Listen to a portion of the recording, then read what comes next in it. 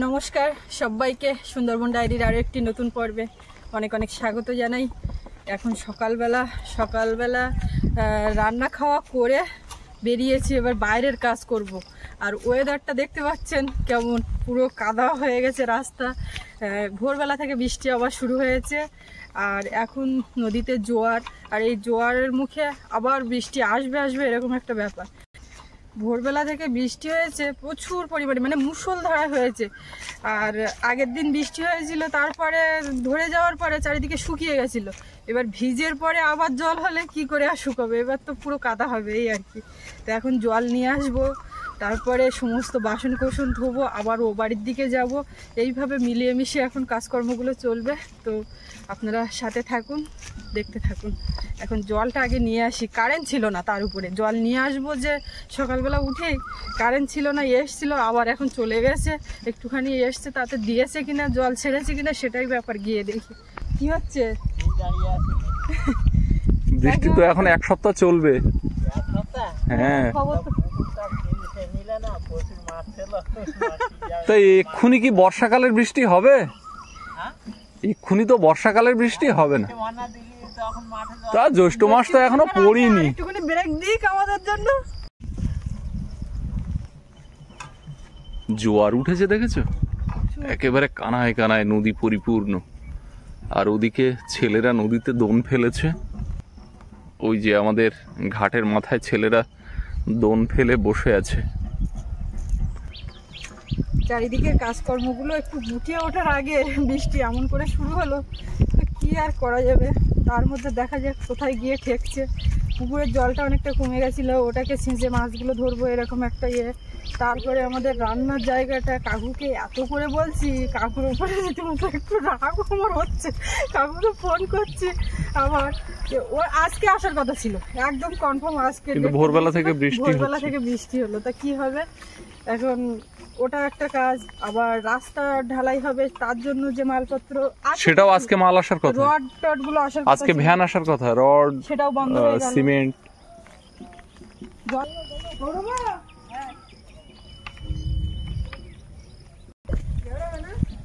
জল জোরে পড়ছে। ও, তাহলে এখন সবে কারেন্ট গেল এক্ষুনি।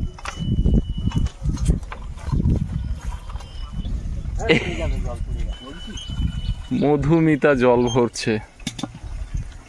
মধুমিতা আগের থেকে লাইন দিয়েছে।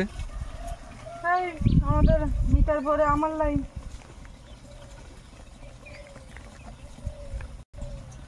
মমিতা, আমরা জল পাবো? জল থাকবে, কারেন্ট চলে গেছে।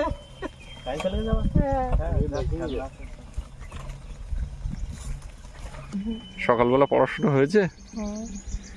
মিতা এবার কোন ক্লাসে? গত বছর যেন শুনলাম 9-এ। গত বছর 8-এ ছিলে, এবারে 9। বেশ। বৃষ্টিতে দেখুন এখানে মাঠে জল জমেছে। কাঠফাটা মাঠ ছিল, সেই মাঠে জল জমতে গেলে কতটা পরিমাণ বৃষ্টি হওয়া লাগে সেটা কিন্তু হয়েছে।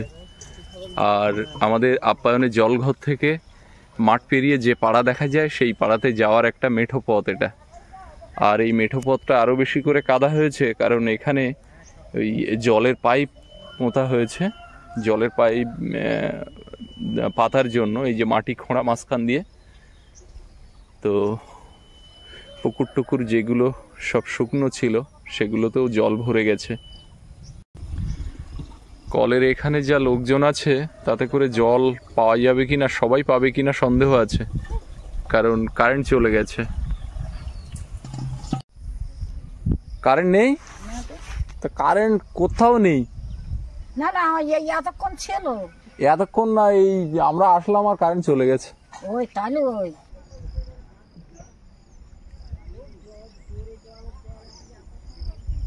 নদীটা এত সুন্দর লাগছে, কানায় কানায় ভরে গেছে বলে। আর কোনো ঢেউ নেই, একেবারে শান্ত স্নিগ্ধ নদী। আর নদীর মাঝখানে ঝিরঝির করে কিন্তু বৃষ্টি পড়ছে, দেখা যাচ্ছে গায়েও বৃষ্টি পড়ছে 1-2 ফোঁটা করে। আর আকাশের যে অবস্থা, তাতে ভারী বৃষ্টিই হবে। দেখুন আকাশের কি অবস্থা।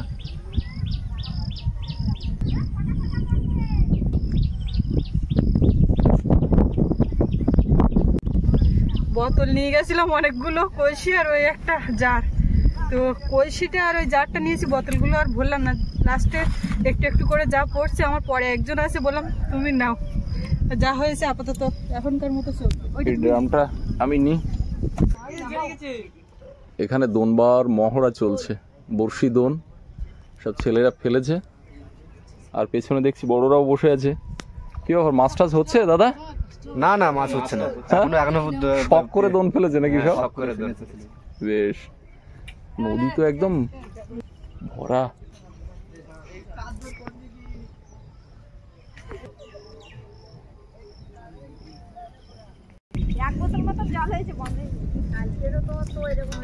ওদিকে দোন আর এদিকে ছিপ বড়শি ফেলে বসে আছেন। জল ঢুকে যাচ্ছে, কোথায় যাবে এই বর্ষা মাথায়? একটু বাজারে যাও, ব্যাপার ওই যা পড়ছে ওই করছে, পান্তা খেলাম, গরম ভাত করেছি খাইনি। এইখান থেকে বেশ ভালো হাঁটা যাচ্ছে। আমার ভয় লাগে ঢালে যদি পড়ে যায়, পা আটকে থাকে, কিন্তু অসুবিধা হয় না। আমাদের বোটটা ভাসছে, দুদিন ধরে বৃষ্টি হয়েছে, বৃষ্টি হলে বোটের ভিতরে জল জমে যায়।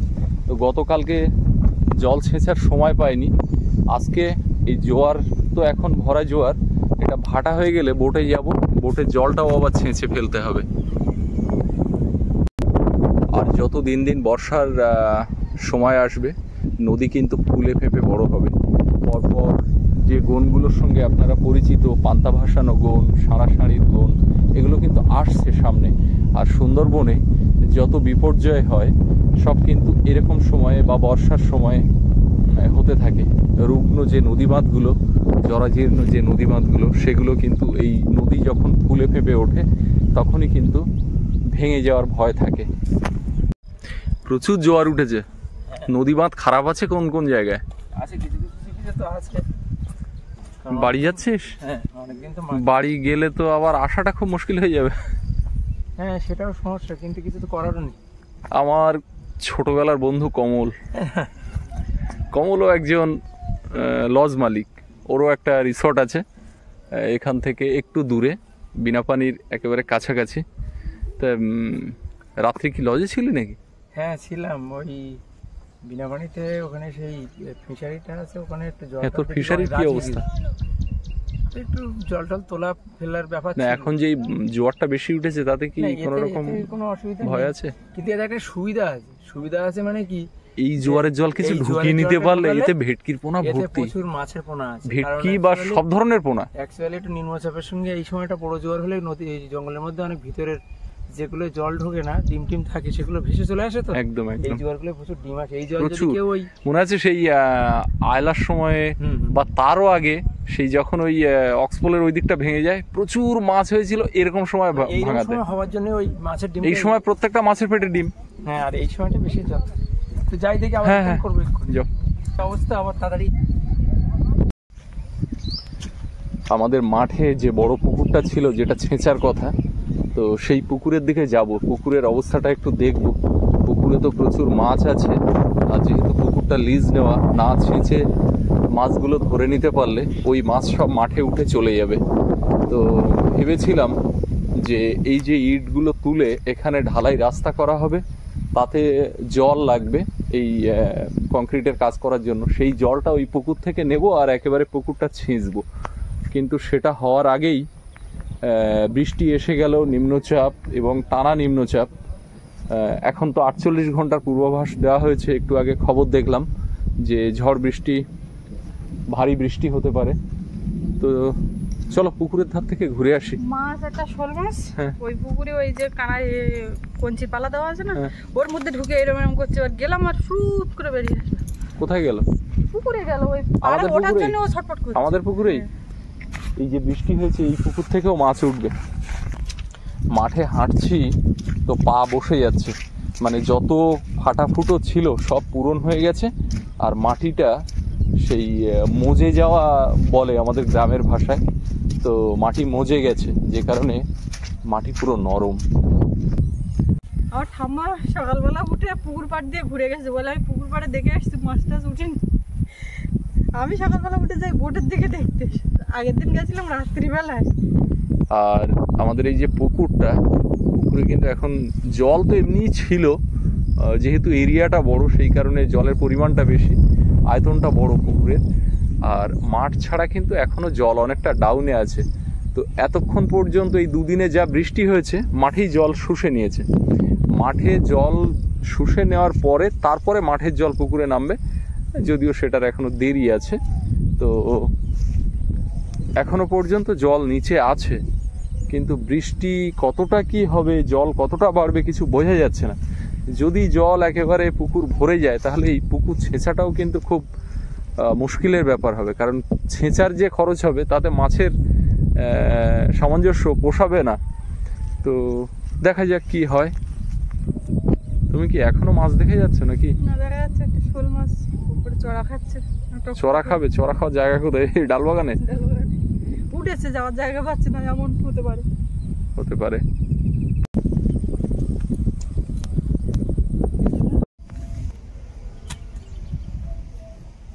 এখন এই ইটগুলো তুলে নিচ্ছি। এই রাস্তায় দেওয়া হয়েছিল, এবার এইখান থেকে তাও ঘাসের উপর দিয়ে হাঁটা যাচ্ছে, কিন্তু ঘরের থেকে পুকুরে আসার ওইখানটা একেবারে কাদা হয়ে আছে, ওইখানটা একটু কটা ইট দেবো। সৌরভের আর আমার ঠাম্মার টোটালি বাইরে বেরোনো পারো, মানে ঠান্ডা ঠান্ডা ওয়েদার, ঠাম্মা যদি এই ঠান্ডা একটু লেগে যায় আবার ঠান্ডার দোষ, আর সৌরভ তো চান্স পেলেই কাদা মারবে, ওরও ঠান্ডা লেগে যেতে পারে। তাই একবার বলেছে আমার কাদা মাখি বেরিয়েছে, বলে আমি গানের রেওয়াজ করেছি, আমি পড়েছি, আমি তাহলে কাদায় নামবো না কেন, একটুখানি নামবো পরে স্নান করা বেলায়। আমি ইটগুলো দিচ্ছিলাম, তারপরে ও আবার লেগেছে, দুজনে মিলে হাতে হাতে এখন এই ইটগুলো পথের দিকে দেব। এই দরজার মুখ থেকে ওই পাশ থেকে ওই পুকুরে যেতে গেলে ওইখানটায় তো কাদা কাদা হয়ে গেছে, একেবারে ত্রিপলটাও পড়ে গেছে, ওইখানটায় জল জমে গেছে, ওইখানটায় দেবো। সোনা বেরিয়েছো কেন? না না, কাদায় নামে না।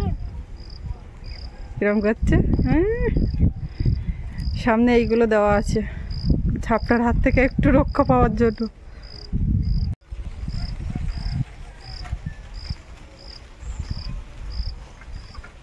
এইখানে না দিলে সব পায়ে পায়ে মাটি উঠে যাচ্ছে। হ্যাঁ, তোমার একটু বেরোনোর পথ করে দিচ্ছি একদম এখানে।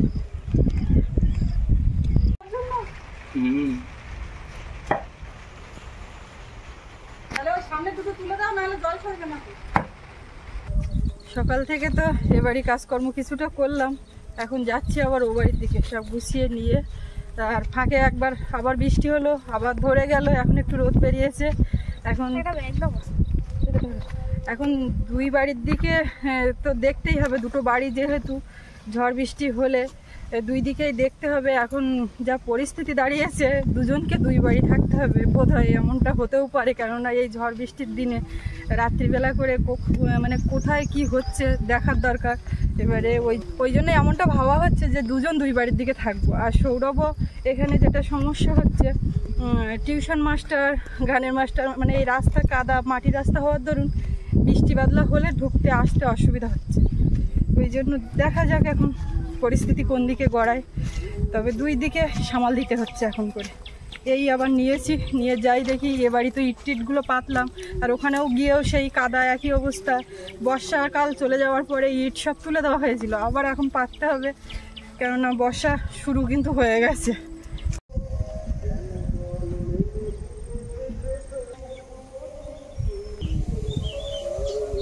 কাদা এখানে নেই, এখানে শুকিয়ে যাচ্ছে, টেনে যাচ্ছে। প্রায় 20 মিনিট মতো হেঁটে আসা হয়ে গেছে, মোটামুটি লাগে মিনিট 25 লাগে হাঁটলে। তো ইটের রাস্তায় ঢুকেছি, আর ওদিকে জুতো পায়ে দিই নেই ভাই, হাঁটতে হাঁটতে চলে আসছি। পাতলা জ্বালাও করছে ঢালাই রাস্তার, ইটের রাস্তায় কি হচ্ছে, সেই গোড়ালির নিচে ওই ইট একটু লাগছে, একবার যেন মাথা পর্যন্ত জ্বলে যাচ্ছে, না পেরে এই কাদা পায়েই পরে নিলাম। আমার সোনার ওদিকে কিছুই লাগে না, পা খালি পায়েই চলে যাচ্ছে। কোথাও কোনো জলেও সমস্যা নেই, হাঁটতেও সমস্যা নেই, শোয়ার জায়গাও কোনো সমস্যা নেই, শুধু একটা জায়গায় কি সমস্যা না, মায়ের হাতটা একটু লাগে, তাই তো পা জ্বালা করছে না। এখন কিন্তু আকাশের রৌদ্র আছে, কিন্তু বিকালবেলা আবার ঠিকই বৃষ্টি আসবে, কালবৈশাখী ঝড় বৃষ্টি। আমার সামনে এখানে ভেন্ডি বাগান, আর তার দুধারে দেখুন এই যে গাছগুলো দেখা যাচ্ছে, এগুলো হচ্ছে ভুট্টা গাছ। কখনো কিছুটা এগিয়ে যাচ্ছে, কখনো আমি কিছুটা এগিয়ে যাচ্ছি, এইভাবে আগুপিছু করে চলছে। ব্যাগগুলো অনেক কটা, সকলের হাতে কম বেশি করে নিতে হচ্ছে। বাইক হলে এই পথটা 5 মিনিটে আমরা চলে আসতাম, আর আসিও তাই। যাওয়া আসার ক্ষেত্রে খুব একটা অসুবিধা হয় না, কিন্তু এই বৃষ্টি হওয়ার দরুন রাস্তাটা কাদা হয়ে গেল, আর এই যে দুর্ভোগটা ভোগ করতে হচ্ছে।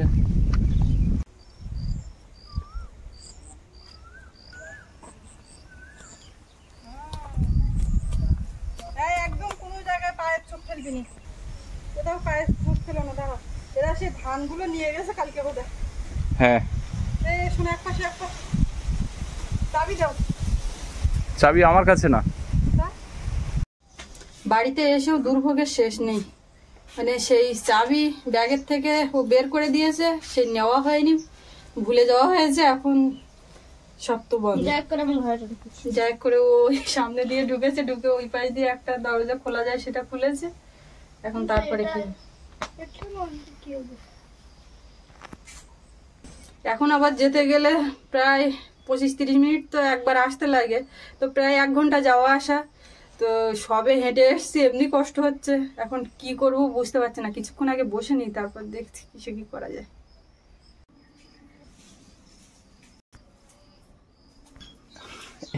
এটা কিন্তু বাইরে থেকে চাবি মারা। এসে তো মোটামুটি খুব চিন্তায় পড়ে গেছি, অনেকক্ষণ বসে থাকলাম।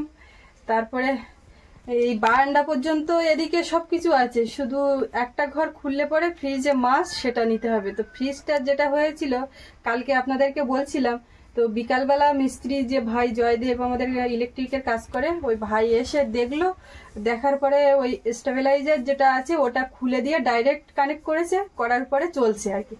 আর তখন কি করলাম, আমরা এসে পরে মাছগুলো পাশে এক বাড়িতে ফ্রিজে রেখেছিলাম, আবার আমাদেরটা যখন চলছে দেখলাম, তখন আবার আমাদের ফ্রিজে এনে রাখা হলো। এই সব কাব্য চলছে আর কি। তো যাই হোক, ফ্রিজটা ডাইরেক্ট কানেক্ট করায় চলছে। আবার একটা মনে হয় ওই স্টেবিলাইজার যেটা খারাপ হয়েছে ওইটা মনে হয় স্টেবিলাইজারটা ওটা ঠিক করা যাবে, ওই যেখান থেকে নেওয়া হয়েছিল ওখানে বললে পরে হবে। এইবার এই ঘরটা খোলার জন্য খুব মরিয়া হয়ে আমরা চেষ্টা করছি, কি করে খোলা যায়। মাছ হলে বাইরে যা আছে এদিক ওদিক করে রান্না করা যাবে। সম্ভবত ঈশ্বর বিজ্ঞানীদের ডাকতে হবে এই ঘর খোলার জন্য। এতক্ষণ কিন্তু একটা গ্যাপ গেল, আর এই গ্যাপের মধ্যে রান্না হলো, চান করলাম, ঠাকুর পূজা দিলাম, অনেকটা সময় পেরিয়ে গেছে। আর ঘর দরজা বন্ধ থাকা সত্ত্বেও কি করে রান্না বান্না হলো, এও এক দারুণ অ্যাডভেঞ্চার। এটা দেখতে গেলে আগামীকাল সুন্দরবন কুকিং ফলো করতে হবে, তাহলে আপনারা দেখতে পাবেন, সব জানতে পারবেন।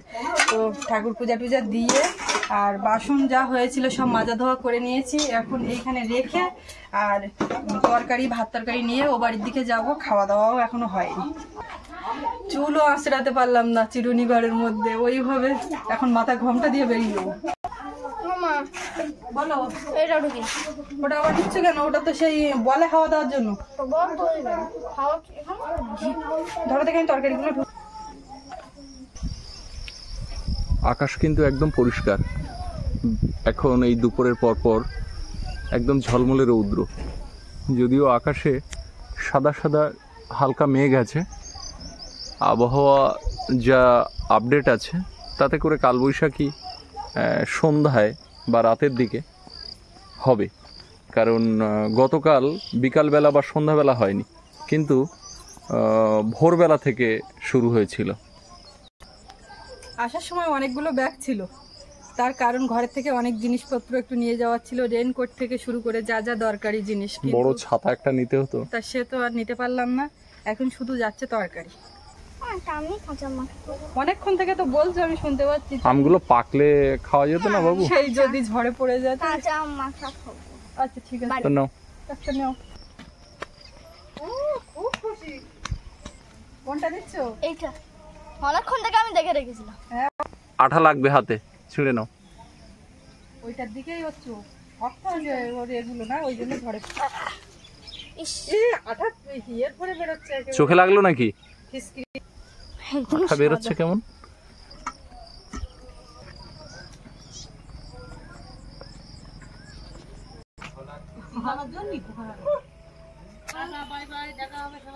হ্যাঁ